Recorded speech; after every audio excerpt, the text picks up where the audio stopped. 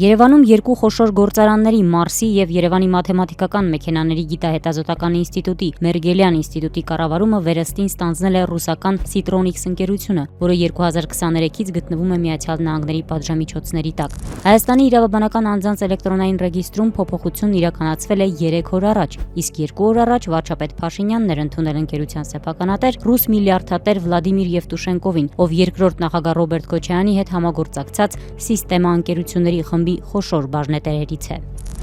Հայաստանյան երկու խոշոր գործարանները ռուսական կողմին էին անցել հենց Քոչարյանի պաշտոնավարման օրոք Գույք Պարտքի դիմաց գործարքի շրջանակում։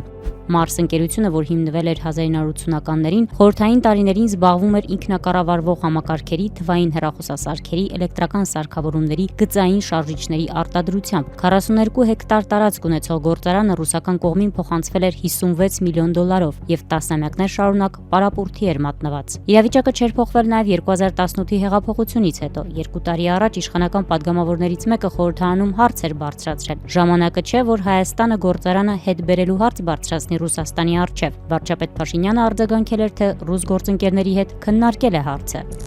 Ես անձամբ Ռուսաստանի Դաշնության կառավարության ղեկավարի հետ եմ քննարկել այդ հարցը,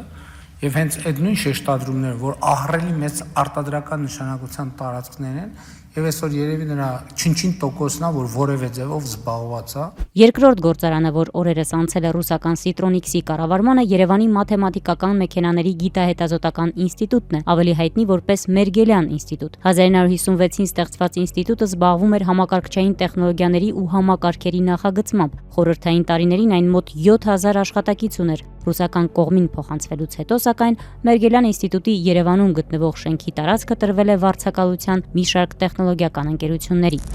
Մերգելյան ինստիտուտի եւ Մարս գործարանի կառավարումը ստանձնած Citronics ընկերությունը զբաղվում է բարձր տեխնոլոգիաներով, մշակում ծրագրային ապահովումներ, արտադրում տեղեկատվական տեխնոլոգիական սարքավորումներ։ Ընկերությունը ռուսական խոշորագույն Սիստեմա ընկերությունների խմբի մաս է, որը տնտեսական նշանակությունից բացի ունի նաեւ քաղաքական փոխկապակցվածություն։ Ավելի քան 10 տարի այս խմբի տնօրենների խորհրդի անդամ էր երկրորդ նախագահ Ռոբերտ Քոչարյանը։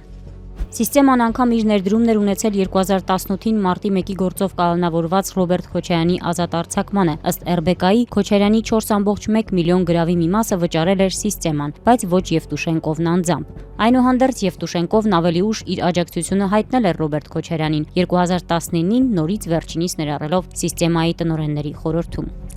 Մենք համարել ենք, որ նախ չկա մեղադրանք, երկրորդ գործընթացը ակնհայտ քաղաքական է։ Մենք որոշեցինք նրան ներառել տնօրենների խորհրդի նոր կազմում, առավել ևս, որ նա համաձայնություն է տվել այն ժամանակ, երբ ազատության մեջ էր։ Անձամբ նրա նկատմամբ Եվրամիությունն անցած տարի պատժամիջոցներ էր սահմանել, նրա չեխական հաշիվներն ու հյուրանոցը, որ տասնյակ միլիոնավոր դոլարներ էին գնահատվում, հայտնվել էին կալանքի տակ։ Նիկոլ Փաշինյանի ու ռուս միլիարդատեր գործարարի երեկվա հանդիպման մասին կառավարության հաղորդագրությունը բաղկացած է ընդամենը 2 նախադասությունից։ Նշվում է, որ մտքեր են փոխանակվել Հայաստանում տնտեսության ընդհանուր զարգացումների, ինչպես նաև պետություն մասնավոր փոխգործակցության շուրջ։